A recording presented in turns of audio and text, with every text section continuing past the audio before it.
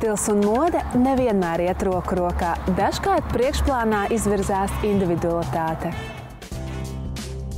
Veikals Progress uzsāk savu darbību 2013. gada oktobrī.